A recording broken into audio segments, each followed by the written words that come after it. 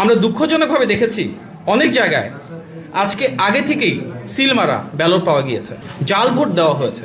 কিছু ক্ষেত্রে মৃত মানুষের ভোট দেওয়ার অভিযোগ যেমন এসছে, ঠিক একইভাবে নিজেদের ভোট দিতে পারেননি বলেও অনেক ভোটার অভিযোগ করেছেন।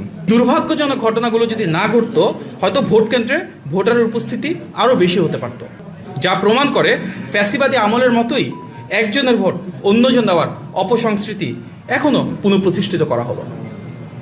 স্থানীয় ভুয়া পর্যবেক্ষক তৈরির মাধ্যমে সে বিশেষ দল এক ধরনের মব তৈরির চেষ্টা করেছে, যার মাধ্যমে ভোটার উপস্থিতিতে এক ধরনের বাধার সৃষ্টি হয়েছে। সেটা অনেক আগে থেকেই আমরা নির্বাচন কমিশনকে অবহিত করেছিলাম।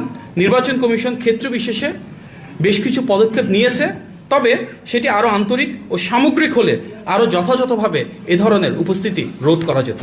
চিহ্নিত রাজনৈতিক দলটি সামাজিক যোগাযোগ মাধ্যমকে এমনভাবে ব্যবহার করেছে যাতে ভোটারদের মনে ভোট প্রদানের বিষয়ে এক ধরনের ভীতি তৈরি হয়।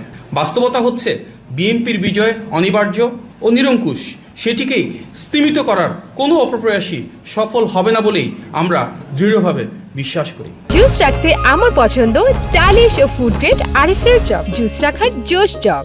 দেশের জনগণ বিশ্বাস করে একটি অবাধ, সুষ্ঠু এবং গ্রহণযোগ্য নির্বাচন নিশ্চিত করা গেলে এবং ভোট গণনা সঠিকভাবে পরিপালন করা গেলে ইনশাল্লাহ ধানের শীষের বিজয় অবশ্যম্ভাবী।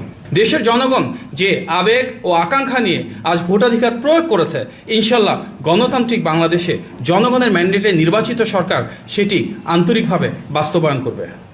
গণতন্ত্রগামী জনগণকে উদাত্ত আহ্বান জানাই আমরা, ভোটের ফলাফল নিশ্চিত করার পূর্বে কেউ ভোট কেন্দ্র যেন ত্যাগ না করেন এবং বিএনপি এবং অঙ্গ ও সহযোগী সংগঠনে যারা নেতৃবৃন্দ নির্বাচনের দায়িত্বে রয়েছেন তারা যেন গণনা ও ফলাফল ঘোষণার সময় সেখানে উপস্থিত থাকেন, যেন কোনো ধরনের অসঙ্গতি তৈরি করা না হয়। আমরা দৃঢ়ভাবে বিশ্বাস করি ধানের শীষের জোয়ারে বিএনপির বিজয়, গণতন্ত্রের বিজয় নিশ্চিত হবে ইনশাল্লাহ।